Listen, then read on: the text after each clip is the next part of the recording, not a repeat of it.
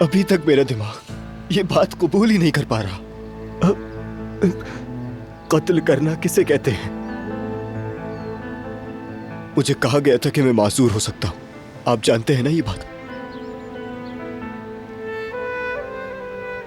मैंने जो कुछ झेला है आपको उसका एहसास है? हाँ,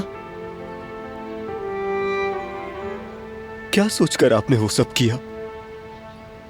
हाँ, इतने अरसे ये झूठ दिल में दबाए मेरा सामना कैसे कर रहे थे आप? माफ कर दो मुझे।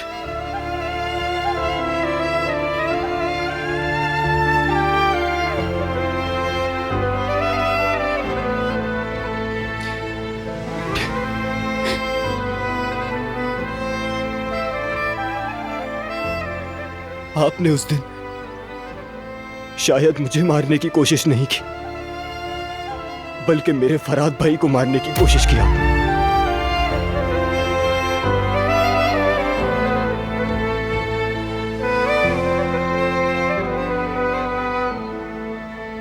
मेरे एक बेहतरीन साथी, मेरे राजदार को मारने की कोशिश की आपने। मैंने आप पर यकीन किया, भरोसा किया। आपने मेरी भरोसा करने की सलाहियत को मिटा दिया। अब मैं आपको कैसे कैसे माफ करूं, बताएं? हाँ, जवाब है आपके पास?